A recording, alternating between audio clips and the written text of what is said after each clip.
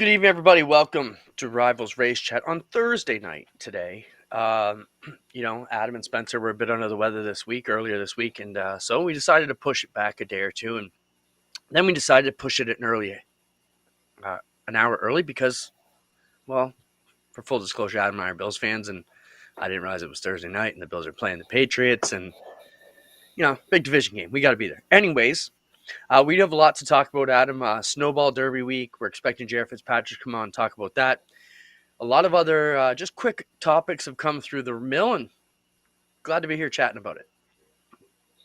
For sure. It's always good to be here, and lots of big stories. We just found out that the APC schedule is going to be released tomorrow, so we can do some speculating on that, Clint, based on conversations, not even conversations, based on announcements that were made at the year-end banquet there a month or two ago.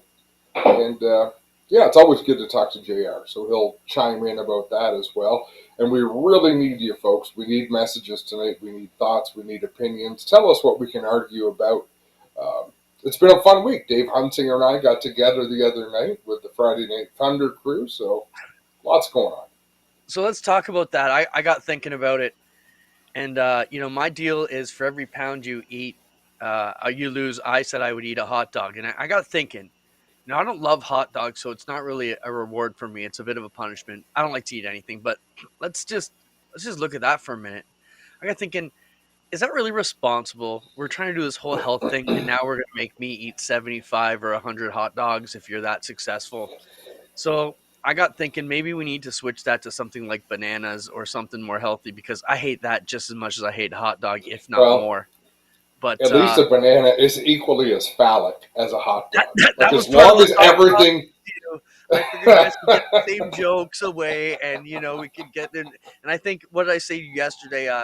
You said, the wiener jokes in my mouth have been flying around between you and I. I said, I'll eat as much wiener as it takes to get you healthy, buddy. So I'm sure we could have the same fun with bananas, and that's kind of where I thought. And I hate bananas probably twice as much as I do hot dogs, so that would be more of a punishment in an encouraging way. So yeah, but sausages, I mean, Adam cooks a great sausage. There's no doubt about that. Our 2021 G-Force summer season, we lived on those coil sausages, and they were awesome.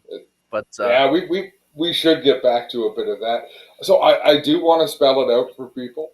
We're on Facebook. A lot of you are already there, but the Big O off-season weight loss challenge. Yeah. Does that spell anything? Big O off-season? Not really. What's the acronym? Booze something. But some people have already made some lofty pledges, and we appreciate that. So we did a weigh-in 2 months after we started. It's not the official scale because it was an electronic scale that Laura, the producer of Friday Night Thunder, had brought in. But using that, Dave is down 20 pounds. I am down 22 pounds. So technically for our bet, Dave Hunsinger is ahead because I weigh so much more percentage weight loss. I got to get my act in gear, but being as how it's an 8-month challenge, it's a long race. The first 20 are going to be the easy ones for him to drop off. To sustain that momentum is going to be tough for Dave through the long haul. You could continue to pour off 20 pounds a week. He could. He'd be gone. Yeah, what did he say his goal was? Was it 205 maybe? And my goal is 250, so I want to lose 75 pounds before opening day next year. He doesn't want to lose quite that much, but still, it's all about taking part. Everyone's got their own journey. In fact, for you, Clint, you should have a goal of putting on 10 pounds, right? You've lost some weight.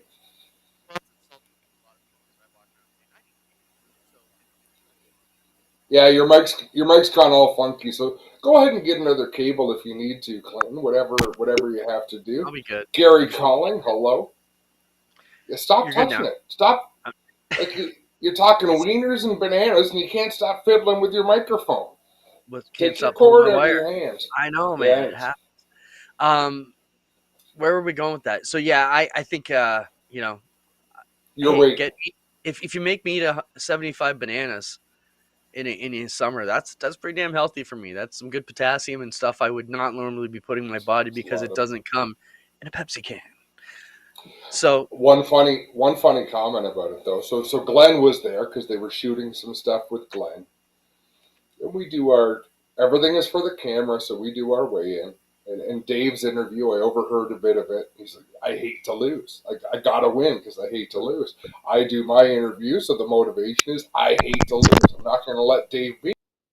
So a few minutes later, Glenn does his weigh in because his journey is a different process. He's not a part of the challenge, but he's got his own goals in mind.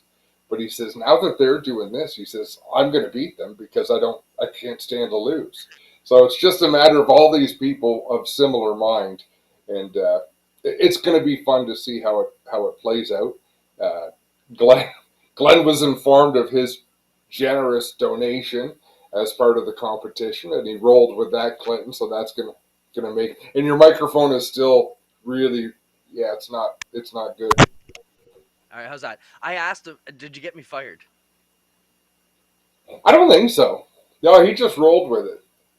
Yeah, I mean, hey, if we have to give $5,000 in a donation to the Six Nations Food Bank on behalf of the Speedway because you guys are that successful, I'll risk my job for that.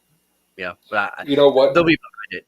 There's no doubt. I It's mean, get and Laura Milliken is pushing for healthier options at the snack bar. So that was one of the questions was what is your go-to food at the track? So Clint, I explained like we have 20 some races at Oshweekend.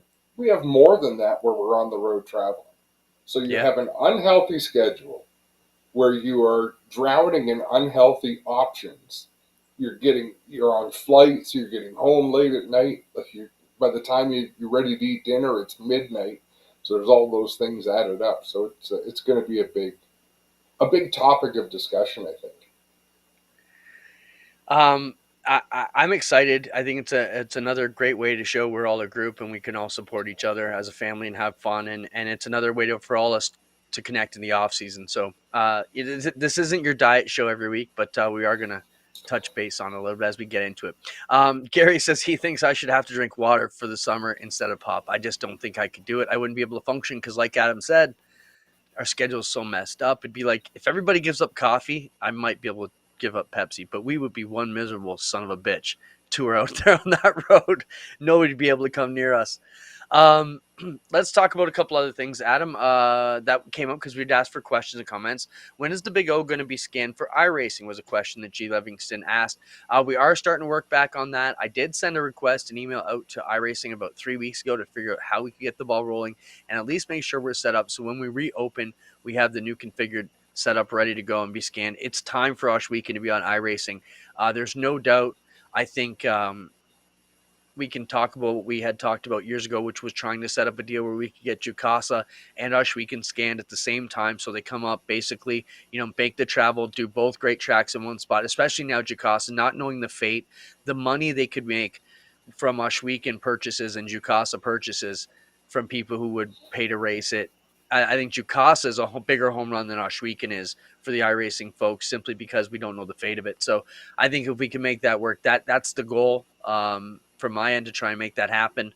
I'm sure the folks at Jukasa be cool to go along with that too and get it up there. But it'd be so great to have that happen. And think about all the stuff we could do. I mean, there's so many leagues based out of this area with the iRacing and what Roger's doing and his whole deal. It'd be so cool to get that going on. So keep working on that. And Richard Hathers says Connor and Pepsi I, will. yeah, Connor and I are going to try to get out. TJ Martin has his next event. In fact, it's going to be at Glenn's Man Cave. I believe it's December 10th. So we're going to try to get out for that and support that. $50 to enter. I believe it was Cam Thompson who won the first round. Yeah, TJ's got a good little deal going there. I've been trying to get this Valhalla Mobile Gaming up and running. He's got it going. He got all kinds of events. Actually, just an hour ago, they just wrapped up one at IQ Sports. And that'll take us to one of our next topics. Throw that up, Spencer. It's a good time to blend into the Big O merchandise. So he was set up at the IQ Log Cabin today. So anybody who came in got a shot to take some free laps on the simulators. IQ and Log Cabin, they're on Highway 54. right at Chiefswood and 54 on the Brantford side. Blue buildings just as you go up the hill there. They have all kinds of Oshweekend and GSR merchandise available right now. And they also have a customer appreciation deal going on. So check it out. IQ and Log Cabin. They're open 24 hours a day if you want to go in there anytime. And it's just on Highway 54, just on the Brantford side of Chiefswood.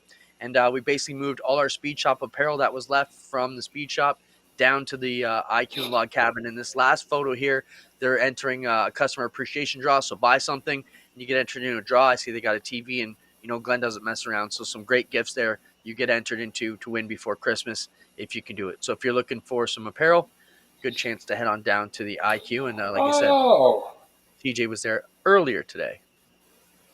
okay. It's Gerald. Gerald, good to see you, man. Yeah, he raced with us in Martin's League. Okay, I cool. think I've got it right. Yeah, I'm sure it's Gerald. So, although I missed if you that. were, yeah, it was Hey, fun. You know what? It Rivals and I mean that Blacktop. was when you were just starting to get onto iRacing. So you'd come on now and then, and it the It was tone great. changed over time. I just liked Hmm. racing with the asphalt because like everybody we're immersed in is the dirt. I kicked and screamed and said we should have been doing an IndyCar race because those were the most fun for me and the ones that it seemed like I could get in without, uh, you know, years of practice. And you said that's when I got into iRacing. That's basically where I got out of iRacing too. And for a month, out for a month. Tried it a bit last year, but it's when the snow hits and we're all sitting around that we all kind of seem to fire up that membership and dive back in a little bit. But that's the other thing. If you get over there, to a deal like TJ's, it sucks you right back in to wanting to play those games again. We are Well, I expecting think JR Fitzpatrick to come and see we're us, right? hoping. So Hoping. Clint and I both, like a couple of idiots, told JR to stop in just after 8 o'clock to start the show. Well, tonight we're on the show at 7 o'clock, not 8. So we're hoping that he sees my text and he can come on a little bit earlier. But Let's if take care of not, a bit of other business we got. Paul Pekkanen, he passed away since we were last on the air, Adam. Paul was a 360 racer here in Ontario, raced a long time in the Southern Ontario Sprints, most recently the Knights of Thunder and a few races at Oshweekend. Paul will be sadly missed by all his racing friends and family in the East. From down that way, I know he was also involved with the Vintage Club, the Eastern Ontario Midget Club down there, or not the Midget Club, the Vintage Club, I'm sorry. And Paul also was on our show, not on our show, but we talked about him about 6 months ago. Remember, he had that very bad accident where the sprint car rim blew apart and damaged his arm. He suffered a pretty bad accident there about 6 months ago and then passed away suddenly there a week ago. So our thoughts go out to the Pekkanen family. And while we're on the sad note, Noel Teo stickers are available. Fabio Oliveri and Cheryl Rutherford are selling stickers for Noel Teal. It's the 14 sticker with the L. And it says, Fabio and Cheryl, they want to know who wants stickers. You can find them on Facebook or Instagram. You could also get in touch with us if you need to. They have decided to make stickers in honor of Noel Teal. Some of them you might have seen in the banquet, selling them for $14 each. All the money from the stickers go directly to the family, and please share the post. Driving with Haley has also offered to donate $1 for every sticker sold. So $15 from every sticker sold will go right to the Teal family. Great cause there. And you can show your memory of Noel by contacting Cheryl and Fabio. And I meant to get that out at the banquet, and just, in the chaos, I missed it. So I apologize to them. But we want to make sure we get that out. And it was great to have the Teals with us at the Oshweekend banquet. Take care of business. One more off the top. Fast Eddie t-shirt clearout's going on as well, Adam. Great time, Christmas, to check it out. T-shirts from just 10 or 15 bucks. All kinds of great artwork to show your love of the gasoline culture and everything we've got going on. So make sure you check that out. Fast Eddie Speedwear. You can find them at fasteddyspeedwear.com or on Facebook at Fast Eddie Speedwear. And make sure you get some cool stuff. So that knocks a lot of stuff off for the first 15 minutes. I love that we have Kieran here to keep you in line. But correct your Right, inaccuracies. Like 6 months. not 6 months, 4 months, but she keeps you on point. So yeah, still sad to see these guys go. I mean, Paul's a well-respected competitor down there, and always tragic. And man, I hate it because you know we start talking about stuff more and more.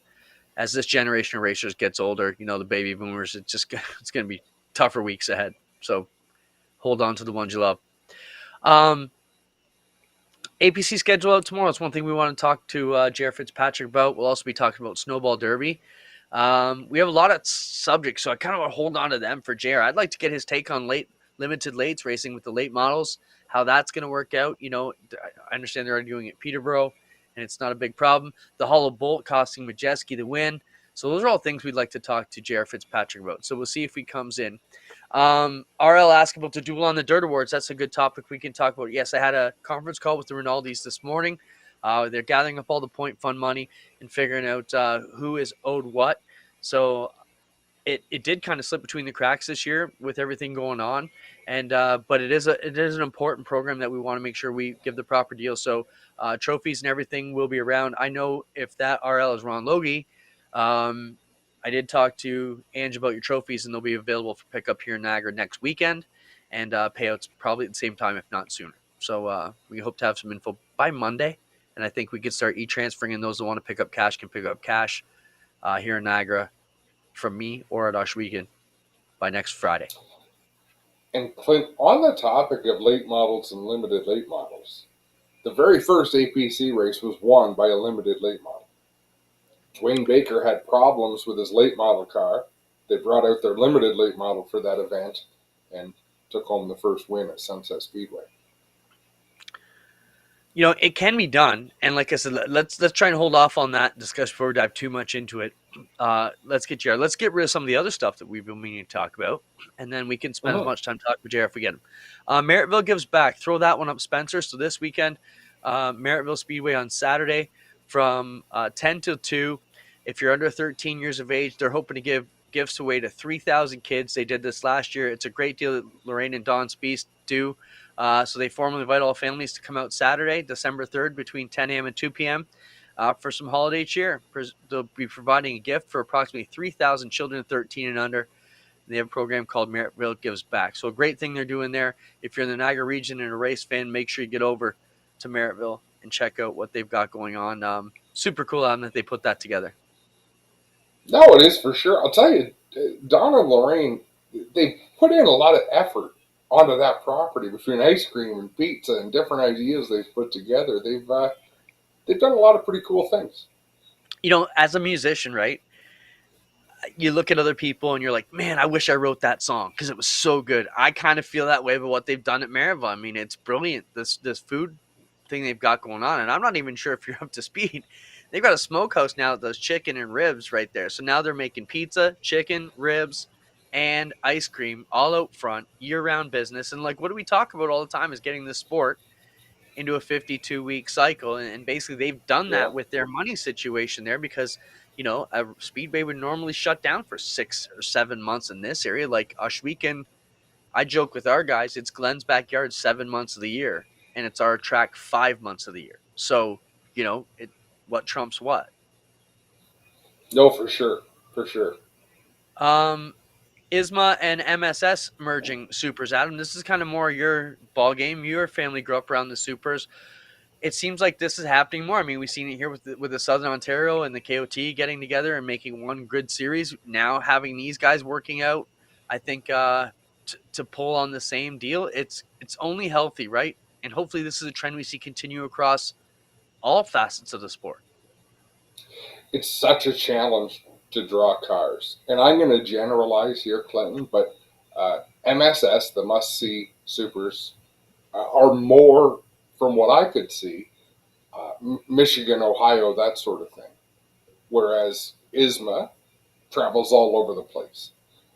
They both do a lot of traveling, but it makes very little sense to have these high power monster race cars competing for the same fan base with the same promoters get together. That's what people want to see. Like, put aside any differences, get together and put on the best show you can. Yeah, I'm excited to see how all this works out. I mean, if we could get a few more of these guys to pull together, I think we could be a lot stronger in many facets, in many areas, in many regions also. We're seeing this work out in a few other situations, like, sunset allowing the limited lates and the pros to race together in order to improve car counts and keep things all pushed in the same direction.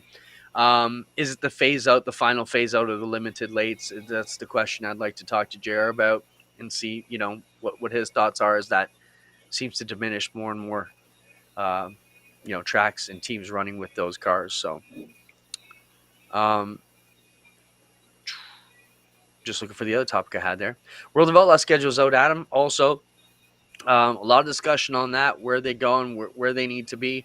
The Joker's Wild is off before the King's Royal. I know that was one comment a few folks had to say about it. But, this tends to be the time of year when they come out. The thing that stuck out for me, leave this up, Spencer. The thing that stuck out to me is March 10th in Port Royal. Okay, and then Williams Grove the next week. You have this entire continent with what the F? What the F? It's Like, tradition. why would It's tradition. It's what's tradition? they wouldn't do it if the track promoters didn't want to do it. They You can take start racing crazy early the other thing. in Pennsylvania. The other thing, if you notice this, it's all clusters of races, right? There's very few single night races. It's 2, 3, 4 nights at a lot of places, right across the board. 4 nights at Charlotte there, 3 nights at Jackson, 4 nights at Knoxville. I mean, the list goes on and on of these tracks. Who sits there 4 nights? So, you look, people ask, why don't we bring them into Oshweek? And you can get rid of it, Spence. Basically, you're going to be forced in, especially coming to Canada, you're forced into 2 nights for sure now. So it's a $200,000 deal. Then you look at where the border is with money. We're getting our asses handed to us worse than ever right now. So that just makes it worse. It turns out to be $120,000 day. And then you just pray it doesn't rain for one or both of those days, or you're really sunk. So that's where it's just, it's tough like that. But all those places are sprint car strongholds, and most of those are what the APC is trying to build, which are year after year heritage events, right? So these events all over the country, other places. But let's get back to my first question. You have all the options in the world, and yes, I get Pennsylvania races the first week of March, but they're normally pushing snow off. Why? It just didn't make any sense. Why wouldn't they stick in Arizona, California, Texas, do that swing first, and then get up here in June, July, August when it's nice? To me, it just doesn't make any sense. You're not wrong, Clinton. There's a lot of places they could go down south. Obviously, they do spend a lot of time in Florida. It's a February deal, but I don't know. It's a fair question. Now, for those racetracks in Pennsylvania, they might enjoy those dates because nobody else within 4 hours is racing. Yeah. They're the But only still, I game mean, in town. man, it could be a blizzard. Like, you're dragging. No, okay, that's fine if all the local fans are ready to deal with it, but you're dragging all those teams up through the snow. Possible. I mean, I don't know. Hey, I hope it works out. Maybe they make us look like fools and sell the place out. But to me, if I'm Port Royal, I'm like, hell no, not in March. Am I paying all that money to get you guys up here? I might try a local show. But speaking of that, what kind of show you want to see at Osh Weekend? We're doing schedules. What should we be building? Notwithstanding the Outlaws, I actually messaged Rico Abreu before we went on the air. I seen he was on Facebook messaging, so I sent him our dates to see when we could get him in. I sent him our big dates, so we'll see if we can make it something to get Rico up for some races. Now, What else do we do? I'm just looking at 365's comment. What's going on with Tyler Carpenter? Did I miss something? Yeah, did we miss something? I know that he's off to run Gateway and he runs great in there, but I just wasn't sure if something. So I was kind of looking on my phone real quick to see if I could find anything. Yeah, I'm not familiar with it, but I was on the road all day, so I didn't see any news this afternoon myself. I had something else there on my tip of my tongue I wanted to go over with you. Let's look at our Burger Barn video of the week, Spencer, and then I know what it is, Adam. We want to talk about NASCAR team soliciting help on Twitter. So first Yeah. off, let's look at our Burger Barn video of the week. This is one, and Matt Weaver, our buddy here from the show, says, give this guy the pull no matter what happens after this run. Let's see it.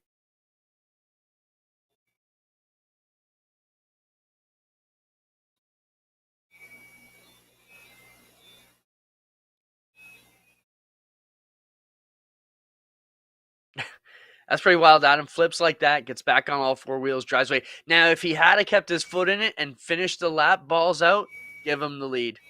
Give him the pole. Promoter's choice. What do you say? Yeah, I'm with you there. I'm with you. I think that's, but it's still wild the fact that he got on all fours. Now, what do you think's going through his mind at this point when he's just kind of inching along the back straightaway? You're taking a quick inventory of all your bits and pieces, making sure you're whole, and Yeah, away you go again. I don't think he realized how cool it really was at that moment till he saw the video after and then figured out what was up. A couple things from the chat. Adam Turner says he can't wait to drive your vintage car. Adam, has that been agreed to? Did you sign a contract to let the crazy Adam Turner take your car out? We've had some conversations. We're still up in the air on what our racing is going to be, but yeah, I've had some conversations with Adam. He's Okay, got like now 12 race cars, right? If you're going to let someone drive your car, you let the guy with 12 race cars run it. this is true. This is true. Let's talk about this. Mark McDonald has a good point, and now we're cooking. This is the kind of stuff that gets me excited as promoter. Uh, at the Big O, have a night where no mini stocks go home. All make the show. Can you imagine 40 mini stocks on a track like that? Yes, I can. Yes, we should. And Adam is in for it, right? The Texas elimination race. Last place pulls off every lap. Every lap you lose the last place car. You start everybody. So if there's So if 60 cars show up, it's a 60 lap race. see, I like the concept of it on a random night. But you advertise you're going to start all cars, you're going to have every piece of shit coming out of the woodwork. You're going to have 110 cars of crap out there. It's going to be a shit show and a half. But on a regular night, we're just like, yep. Hey, what if we advertised? And this is where it comes down to this. And I only say this because I've been raked over the coals for this.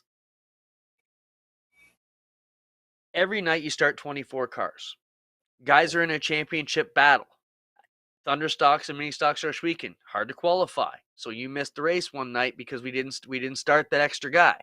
Now your tightest competitor in the pits, or in the points, sorry, later in the season, is he happens to not qualify on that night. But now it's the night where we're putting everybody in. So now he doesn't have to sit out like the other guy did. He got advantage. That guy didn't. We've had that As battle long as before. as long as it's predetermined, pre-planned, and it's the same for everybody, Okay, I'm I'm getting to of the that. mindset. I'm getting Okay, that. So now if I said, what if we said 3 nights of the year are going to be all comers races? We won't know until whatever, until the fan, say we have 18 nights of race, we have 18 envelopes, and we have one fan, junior fan every night, open that envelope and tell us regular night or all comers night. And if it's that night, everybody starts to feature. I could go with something like that where it's random and not planned out. Because for like I yeah. said, you wouldn't want all the shit shows. Like for me, if I heard there was everybody was starting a Thunderstock race, I would get in a car and go try and get in that race just because I knew I could get in the race and have fun. But I don't have any business being in that race to begin with. Make sense? No, and Here's that's another fair. here's another idea I had. Since the modifieds have not provided what we needed for show at Oshweekend in 3 attempts last year, I have been, and the sportsmen are great.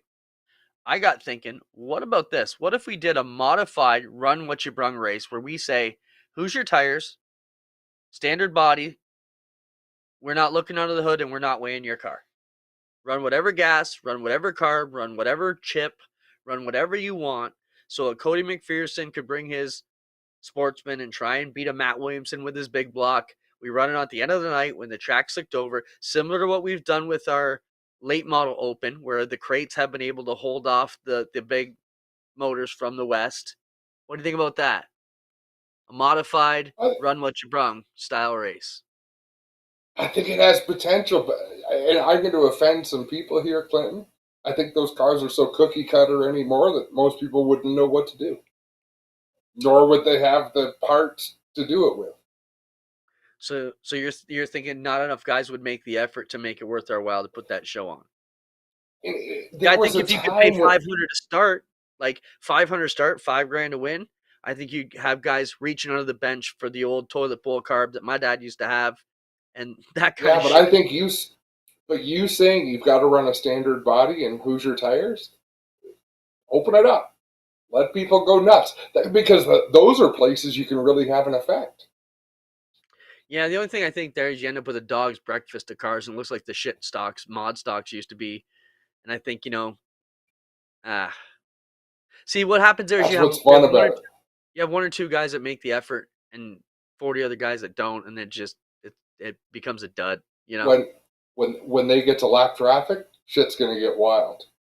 Yeah, we It's did like see that. watching the it's like watching that class at Delaware. What do they call it? Where you can what do they call that? Where you have to you can't run a certain speed. That Oh, the scares the breakout. hell out of me. The breakout. You got drivers hitting the brakes at the start finish line, and other drivers hammer down. It's hairy. It's scary to watch. See, so Du Bois Racing says, "How about the same idea with street stocks?" That's possible. Richard Hadler says, "Not looking under the hood. Here comes a turbo." That's what I'm talking about. Imagine that someone puts a turbo in a thing, and this goes back to we were looking at when I was managing Humberstone. Glenn Hills and I were talking about creative ways, like what kind of major events can we put together for that. And I wanted to put together a Run What You Brung race with Glenn Hills, where we did a 4-cylinder Run What You Brung and an 8-cylinder Run What You Brung, no sprint cars. So, run whatever you want, but it can't be a sprint car. But 4-cylinder, because the guys would just bring out sprint cars and dust everybody. So, you know, I wonder what would happen if Brian Nanico tried to bring out one of his Pro Fours. probably I like what wonder if you happened when we could brought the hobby cars to us weekend. It'd be a spin out shit show. possibly. Possibly. So JR Fitzpatrick is trying to get on. He's having some issues with his Zoom right now, but he's trying to get here to be with us. No problem. This is one thing you said in Adam. NASCAR teams recruiting on Twitter. You felt it was a bit strange that one of the top NASCAR teams came down and put it on Twitter that they were looking for an interior guy and some other points. Throw it up, Spencer, if you've got it. How crazy is this, Adam? And you think it is. Now Rodney Childers says best way to advertise these days on Twitter, needing a road guy for the Ford team, underneath type person or interior type person, either needs experience in Cup, Xfinity trucks, probably. Let me know if you know anyone. Thank you. You think that's strange for them to be advertising? I think it's great. It seems to me, and I might be using a term out of context, it's like catfishing. Rodney Childers, every one of these Cup teams know every specialist in the sport. They have got their finger on the pulse of who knows how to do what, who's the best in the business, who's up and coming, who's getting tired of traveling, who wants to stay home and raise a family. Like they know the comers and the goers. That's what seems strange to me. There are people who might do that. Tammy Joe Cobb might do that. An upstart Xfinity team might do that. Tammy Joe Cobb, Stuart she racing turn 5. or Jennifer Joe Cobb. Who's the Hey, who? Tommy Joe Martins, Jennifer Joe Cobb. I'm really not concerned about it. no, but I think yeah, JR is getting on with us here in a second.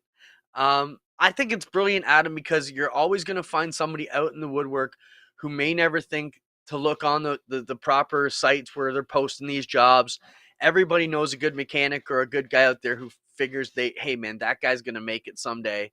I think it's brilliant. It's a great way to go. The reason I would say your theory about knowing everybody is a bit off because I kind of think we have a good pulse of what's going on in Ontario. Someone like Jeff Dern, when he first came in with his son, they came in to crate sprints. He's like, "Oh, we've been racing for a long time." I had no idea who they were. I wouldn't have known them from anywhere. But they come in, good talent, good people. You just don't know, man. But they're out there. The NASCAR Pinty Series is a great example because those Yeah, cars are unique. A good crew chief, and you don't get good new crew chiefs. mm. They recycle the old ones. They keep Let's now. bring him on if Sometimes he's they'll ready. sure. Didn't mean to cut you off there, Adam. Also, don't forget our new sponsors, Yeah, TrueNorth.bet. If you're into sports, betting, or anything like that, get over there and check it out. They've got tons of awesome gaming, whether it's table games, card games, whatever you need to do. They've got it at TrueNorth.bet. And of course, our good friends at CigarPort.ca, shipping duty-free and tax-free cigars all across our great nation here in Canada. Check them out, CigarPort.ca. JR Fitzpatrick ready to join us. JR, welcome to the program once again, sir, Mr. Champion. How you doing? Doing good, guys. Just got home from a long days of work and got cleaned up. Got your message. As you can see, my hair is a little messed up, and I don't have a hat, so you got to forgive me. It's all good. You look just fine, Jr. So I was a little bit surprised, but I guess they had to say it at some point. But APC is coming out with their schedule tomorrow. Do you? It's a two-part question. One, do you expect any big news from the schedule they're going to release tomorrow? But secondly, how important is it to you to know what that schedule is this early in the off season to be able to prepare for next year? Well, I mean, the only real surprise that I believe some of us will be looking at is a couple things. Hopefully, obviously, if Chicasa is back. And also, I've heard that we're going to have 3, maybe 4 long distance races. So, where are they going to be? What part of the season are they going to be in? Because you have to prepare for that kind of stuff. And definitely knowing where you're racing and when and whatnot. Try and predict maybe some test time if you can get it. I don't know if they're going to change the rules for testing this year with testing.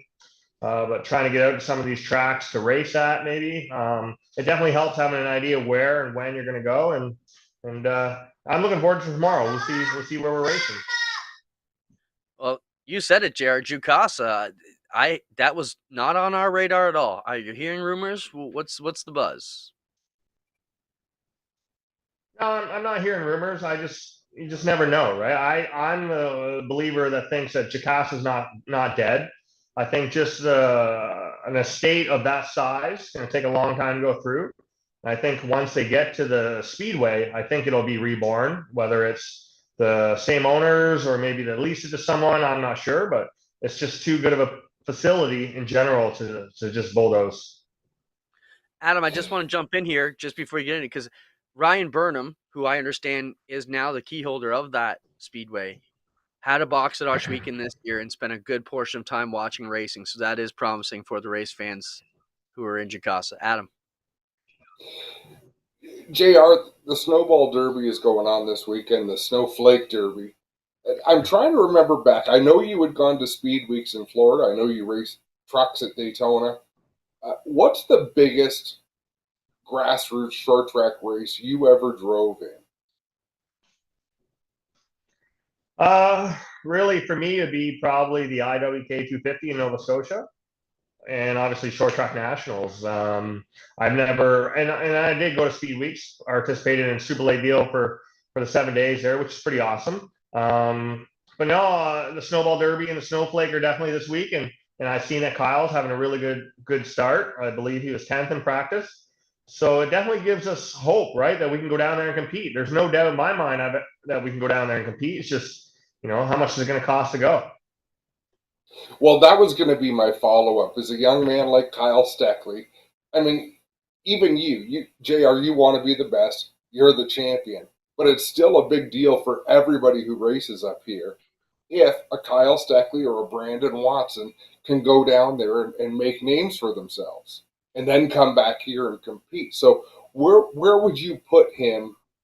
10th quickest today, but does he have what it takes to go down there and compete?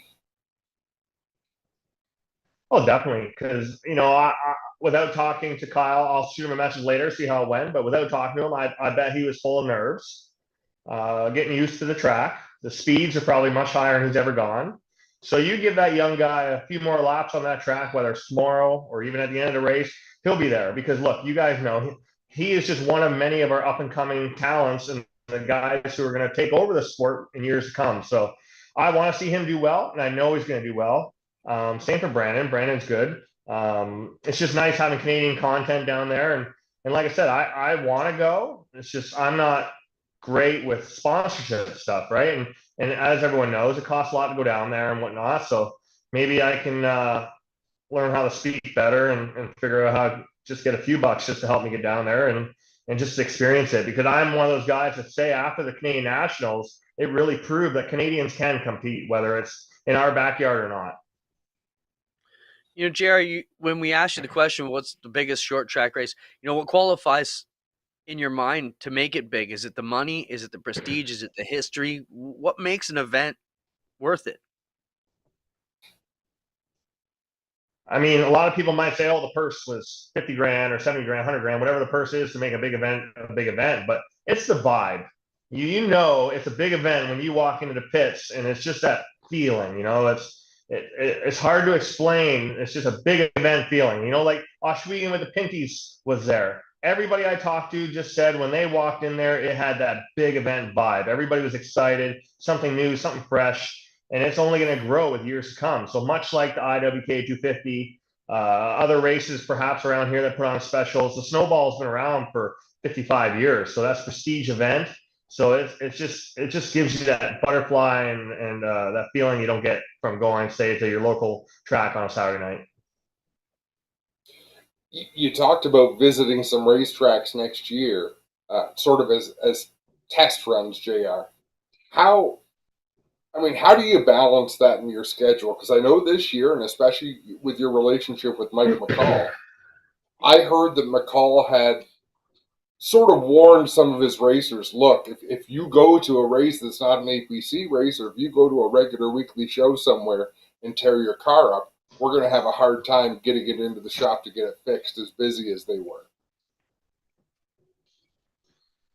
Well, and I don't know that. I know Mike's never said that to me, but I do know that McCall Enterprises has been busy, and they do everything they can to look after people. But like anything, you do fall into that risk, right? Like that's a discussion that my dad and I have had a few times is how much you want to go race and jeopardize the car, because it's just little things, right? Like for example, I'm not changing anything on my car this year because it's just you can build two cars side by side, and one is always going to be better than the other. And for whatever reason, this car here it was just badass everywhere we went. Now at the end of the year, we started trying to be more setup wise to other guys to collectively try and learn, and that hurt me, I think. But if I go back to where I was, the car just works. So to answer your question, you have it in the back of your mind when you go to some of these events that you don't want to wreck the car. But two, as a driver, you gotta know what your purpose is when you're there. JR, let's switch gears a bit. Limited late models going to be together at Sunset. What's your opinion on how that's going to work out? Not good for a limited late model. I mean, hey, we've seen this work. We've seen this for years. Okay, some tracks, some rules play benefit to limited late models. My buddy Mike Bentley won 2 years in a row Autumn Colors Classic with a limited versus pros. Okay, but that was 2000. Geez, guys, what is that? That's 2012, 13. Times have changed. Pro lates nowadays are a super late model with a crate engine in it. They are much more advanced and limited. Now, don't get me wrong. I think it's great. The Sunset is allowing them to race with a pro so that guys don't have to spend the money on cars and whatnot. But at the same time, it's what do you do with them? It's a shame. I can't see too many of the limiteds sticking around. I think a lot of them would turn them into hot rods, and it's unfortunate, but that's just how it is. So JR, for someone like me who comes from the dirt world, so you're saying there's no way you can turn these limited lates into pros. It's not a bunch of bolt-on parts. It's a whole new chassis, or you're out. Well, I think you could make it work. Rick Walt was just as fast as an APC car at a few times when he had his limited. But I don't know. I think if you put a straight up pro versus a limited, I still think a pro is going to be better. You could get a limited there, of course, with a whole bunch of money. But I just don't know if people are going to invest that kind of money into it. But I could be wrong. You never know, right? Racers are all the same. We'll all do silly things all the time, and I'm sure someone will eventually put a ton of money in a limited and try and keep up. But Sunset, out of all places, I think it might be a little bit of an equalizer because that track there is all about bite. So we'll see. We'll see. We mentioned limiteds running with the late models, even late models running with other late models. When Delaware Speedway has a big race, when APC goes to Delaware, there's always some local cars that will run the show, whether it's Cole Powell, Ray Morneau, whoever else. Why is it that the Flamborough cars tend not to run? And I mean, obviously, there's a variety of reasons, but are we going to see a time when APC does come to a track and the local drivers step up to compete, or is there just too much of a gap these days, JR, between the regular Saturday racer and the APC touring racer? Well, the cars are very similar. I think the only difference, really, for let's just say a Flamborough, because I know that rule package well, is shocks and a transmission. So, APC doesn't need cars. So, really, if they need cars, all they have to say is, look, you can run what you want for shocks, like your home track shocks, say a Pro, QA1, whatever some of these guys are running. You can run your 3-speed or 4-speed transmission if you want. But listen, if you finish in the top 5, you're going to get teched and it's going to get torn apart. If it's deemed illegal for your rule book and ours, then you're disqualified. I think there needs to be some kind of amendments for home track guys because there could potentially be 50 cars that come if we allow such a thing to happen. But really, some of these tracks, I believe the only difference is really the shock package and the transmission package. APC has gone to a spec shock, spec transmission, and it's really just to keep the tech simple. It's really, it's not like it's an expensive transmission. They're a cheap piece of crap, in my opinion. But hey, they pull the side cover off. Doesn't look like the other guys. You're out. That's fair. Getting into tech, we saw Ty Majeski lose this big race last week over a hollow bolt. They said it was a mistake in the shop. First off, do you buy it was a mistake? They didn't have the right part, or is this them trying to sneak one by? And secondly, if they are trying to sneak one by, it's a dumbass thing. Have we gotten that finite trying to squeeze shit out of this now, JR, that you got to go that far? Those bolts look really familiar. I bet you I got a bin full of them suckers down in the shop. But I don't know, man. Toby and Ty Majeski and his whole bunch, they've been around forever. So I don't buy myself saying that, oh, they forgot. Come on, an operation like that, you want to tell me you can't have one bolt? I don't believe it. I don't buy it. But at the same time, I don't feel that one hollow bolt was going to make a difference. I don't think that made his race. I just don't buy that a team that big mistaked having that bolt in there because they couldn't find another one. But either way, it was a silly mistake. I believe it cost them 30,000, and there's no performance advantage at all. Now, if you had the whole package, the whole car done up like that, it's a bit of a difference, but not one bolt. Well, and that's what I was going to say. And I'm more familiar with sprint cars, though. You buy a complete kit with a sprint car for weight saving. So every bolt that you need, every nut that you need in titanium comes in this one kit. So to look at one bolt, you're right. What does that do? When you outfit a whole car with them, okay, now you're making a bit of a difference. So we got a question from Davoy Racing. Have you got any plans other than APC in the near future? I mean, any more trips to IWK? Any more road adventures for the 84 car? I would like to do the IWK. My wife and I have been talking about that. We want to do a family vacation. We really enjoy going down out east. My family's from Newfoundland, so going anywhere out east is always a beautiful trip for us. I would like to. I got my old late model back. I've been working on it. I would like to get it together if I can get it done in time. Do some more road racing with it, the CASC stuff, because you can basically take any car you want and go have some fun. So hopefully I can do a little bit of that. And to be honest, Clinton might like this because I really want to try dirt again because I had one opportunity to do dirt. It was fun for a little while, and then I looked like an idiot, but it was still a lot of fun.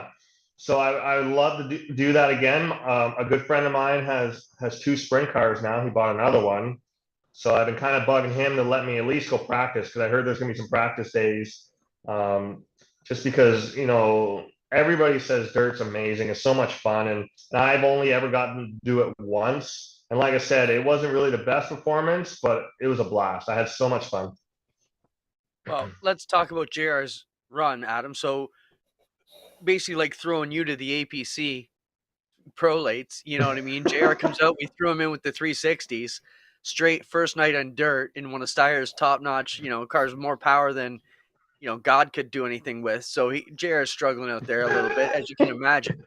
And I think if we give you, I'd like to see you in a crate car to start and then take it from there. And I think you could really have some fun and make it work. We've seen a lot of the other guys come over and make it work. I mean, hell, our Coca-Cola hard charger passed more cars than anybody this year was Rob Neely. So, it's great to see these guys coming over from the pavement. I mean, we'd love to have you, and I'm sure we can work that out. So let's keep talking about it. I mean, that's great. What about the Pinty series, JR? You're successful in that. Before we get to the Pinty series, so that's one question. The other question is, with the family being from Newfoundland, Adam and I got to spend a bunch of time with Mike James from, Eastbound Speedway there. And, he talks about how close you guys are to that deal. You know, wouldn't it be awesome to get you in that Pinty's race in Newfoundland? I mean, we tried. The value for a rental car was high, pretty high. It's a long travel for them guys, right? So obviously the Pinty Steel, I would like to go back, and more so, I'm getting the bug to go back more every year, guys, because I feel like I'm racing a lot smarter. I've matured so much over the last 5, 6 years. I feel like I could go back and compete for a championship again, like because I feel I race a lot smarter now than I used to. And I think that'd be awesome to do it again. But like everybody knows, it takes a lot of money to do it. And I'm not good with marketing, so it's going to be a tough sledding thing for sure. Newfoundland, I love that track. It's beautiful. I got the race, sportsman race there twice, and really enjoyed my time. And yeah, I don't know. You never know what the future holds, right? It's just nowadays with the marketing game, it's very tough. It's very tough. Oh, for sure. It's tough to justify spending your own money. You talk about marketing. These people are representing other companies, but what it means is they're spending someone else's money to go and put on that show. So it's tough to bite that bullet. But I will say this, JR, the series misses you. We need, I mean, DJ Kennington is the consummate professional. We've got some great up and coming talent, but nobody from Ontario had the type of swagger. You were the only one that had the type of swagger that could really compete with an Andrew Ranger or a Kevin Lacroix, even though you and Kevin didn't square off much. I think Caden Lapsevich kind of had that swagger as well, and he didn't last too long. So, why is that Quebec seems to have? There's all sorts of confidence out of Quebec. The Ontario drivers, and they'll get there. Trayton Lapsevich is going to get there. Kyle Steckley's going to get there, but there's just been a bit of a lapse in time. Why is that? That there wasn't any heir in Ontario to your succession? I don't really know. Also, I'm gonna ask you a question after I answer this. I'm curious what the swagger thing you're talking about there. Is that because I was like an absolute Looney Tune, or was it because I was okay on the track? But in terms of I don't know, the French guys really support the French guys. I mean, they're big in the sports, all kinds of sports, not just racing. But they are racing fanatics in Quebec. You know yourself, every time we've gone there, the crowds have been insane. So they're big in the racing over Mm-hmm. there. So yeah, I don't know, man. I do know there's a ton of talent in Ontario. A ton of young guys that are coming up, like you said, Steckley and Triton, that deserve more time, more experience to compete with guys like LP Dumoulin, Andrew Ranger, Kevin Lacroix, because I know we can do it. I know those young guys can do it. It's just, we got to get a little more backing behind some of these kids so they can get the time. Okay. And to answer your question, the swagger is just a mindset. And now that I think of it, I see it with Brandon Watson as well. It's a matter of being able to perform on the track, but also being up to the task off the track to have all the appearances of a star quality driver. And I don't mean any disrespect to anybody else who's not in that category. Because you know what I'm talking. When you see an LP Dumoulin or an Andrew Ranger or an Alex Tagliani carry themselves at the track, they look like stars. You did the same thing. You have to perform on the track. You have to look the part off the track. And just like you say, a big race has to have the right vibe. I don't know how to describe it. I just know when someone has it or when they don't. JR, one of the things I've been trying to petition for, and this is a big item, and I'm probably gonna get in shit for it, but one of the things I think would be super cool at the Delaware weekend would be if we could have an APC car ready prepped and ready for the super stock champion to jump in that race on Saturday night. And the same thing for the APC champion. If there was a Pinty's car waiting to slap his name on like they did in Six Pack and go for it, I think that'd be pretty damn awesome. Do you think that'd be a good award for the champions on that weekend? I definitely think that'd be good.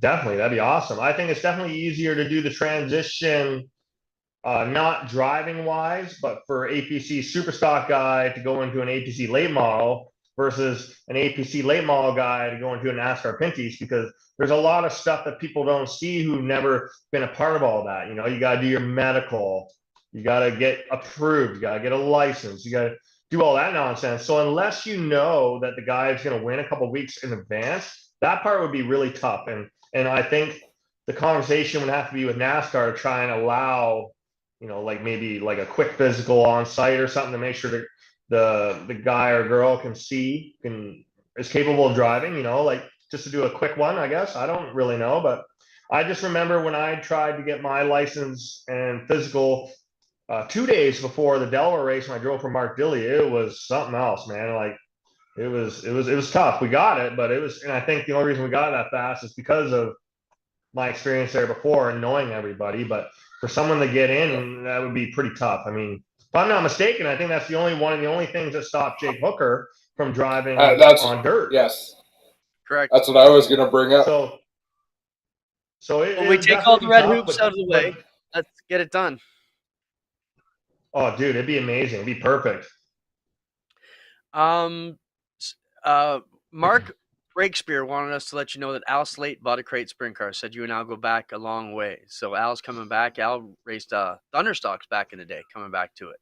So, couple minutes left, Adam. Anything you want to talk to JR before we let him go? I don't think so. Thanks for coming on short notice, JR. We appreciate you. Always fun to talk to you because, again, great racer, but you're always open with your opinions. There's nothing we can't ask you that you won't at least try to answer. So you'd never duck a question. We appreciate that. No problem. Thanks, guys. And Clinton, make sure we stay in touch about getting me in some dirt. Don't care if it's a mini stock or not. I want to try and get into something. We'll make it happen. When you're the champ, it's easy to open doors like that. So let's make that work and definitely stay in touch. We appreciate you jumping on. Have a good night. Thanks, guys. Talk to you soon. See you, JR. The APC Pro Late Model Champion JR Fitzpatrick joining us tonight, and always good. And wow, he's been so good. I think in the past 3 years, just the way he's developed and the relationship here with the G-Force crew has been amazing. Always gives us the time of day, and no matter how we get him, we had to feature him a lot because he's running good at our live event. So that's good. What a great show we've had. Great to have everybody join us here on a Thursday. I know it's an off night for us, and then we even threw the time change at you one more time, so we appreciate that. So Adam and I can get over to the Pizza Wings and Bills game that's coming up here shortly. Go Bills. But a good chat, Adam. Anything else you want to add before we sign off? I don't think so. No. Did we talk about Glenn Steyer's fire? No, we didn't. Didn't we? No, we didn't. We let's close with that. Yeah, so Glenn Steyer's racing in the Snowflake 100 on Saturday, or attempting to. Gorgeous car, man. The rig and everything looks badass, all done up. But yeah, had a fire in practice today. These pictures were sent to us from Cale Thompson, from Thompson Photography. I reached out to Cale and said, hey, man, can you come on the show? He said, no, but I got some photos for you. So apparently the fire got into the car. I saw Glenn on his Instagram working on his helmet where some of the graphics got melted off of it. So apparently it was a little bit bigger fire. There's some damage to the hood. And I think everything got sprayed under the hood, so they're going to have to clean it all up and get it back together. But David White and all the WMI crew down there, I'm sure will get it back together for him and get him ready to go. But Glenn's smiling as usual, keeping things hot. Lots of Canadians to cheer for. Let's not forget Cole Butcher either, right? We always talk about Canadians as though the Ontario guys. We got Alex Gannett down there, Cole Butcher, a lot of Canadian content making us all proud and having a good time.